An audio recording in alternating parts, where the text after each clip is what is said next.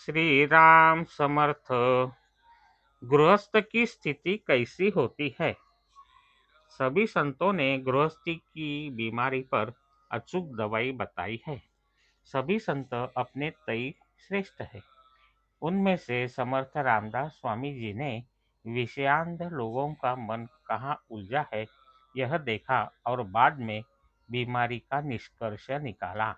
असल में हमारी बीमारी यह है कि गृहस्थी दुख से भरी होते हुए भी हमें वह सुखमय लगती है।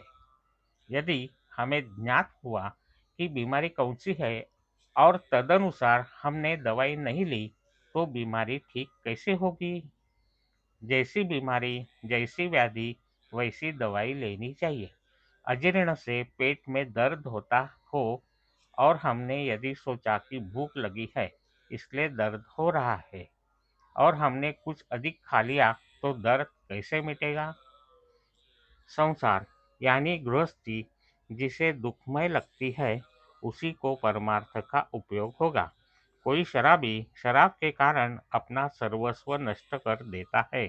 जब शराब की नशा नहीं होती तब उसे सूद आती है, तब उसे अपनी पत्नी बाल बच्चों की चिंता होती है। उसे ऐसा भी लगता है कि अपनी गृहस्थी ठीक से चले, पर उसे मार्ग नहीं सूझता। तब वह इतनी अधिक शराब पीता है कि वह स्वयं को भूल जाता है और अंत में अपना विनाश कर लेता है। ठीक इसी तरह की स्थिति गृहस्थ की होती है। प्रारंभ में गृहस्थी अच्छी लगती है, गृहस्थ उसमें रमता है, फिर कुछ दिन के बाद वह थक जाता है, उसका उत्साह कम हो जाता है। तब उसे लगता है कि मैं परमार्थ कैसे कर पाऊंगा। तब गृहस्थी में अधिक रुचि लेता है और अंत में हीन दीन अवस्था में उसकी मृत्यु होती है। जो संसार को धोखा देता है वह एक दृष्टि से ठीक ही है, क्योंकि संसार अपने आप को संभाल लेगा। लेकिन जो स्वयं अपना विनाश कर लेता है उसे कौन बचाएगा? वह तो सबसे बुरा है। जो निरी गृहस्थी में डूबा हुआ है वह आत्मनाश आत्मघात करने वाला होता है। जो असत्य है, जो उसे समझता है कि यह असत्य है, फिर भी उसी में सुख समझ कर रहता है, उसे क्या कहा जाए?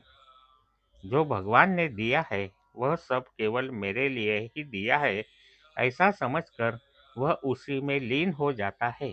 मनुष्य बार बार एक ही बात करता है, मेरी समझ में नहीं आता कि वह उससे ऊब क्यों नहीं जाता। कल की ही बातें हम दोहराते हैं, हमारे ध्यान में नहीं आता कि हम वे ही बातें दोहरा रहे हैं जो कल की थी। वही भोजन, वही नौकरी, वही पैसा, सभी वही करते रहते हैं जो किया गया है।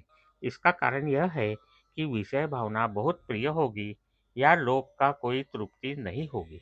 विषय वासना में सुख है यह कल्पना तो हमने की, उसका अनुभव भी हमने कई बार किया, फिर भी वह कल्पना सही है या गलत है यह हमारे ध्यान में नहीं आता। मुझे तो यह अजीब सा लगता है। आज का बोध वचन। जो आदमी गृहस्थी का अपना अनुभव मार्गदर्शन की दृष्टि से ध्यान में नहीं लेता वह किसी भी बात से समझदार नहीं बनता। जय श्री राम जानकी जीवन स्मरण जय जय राम।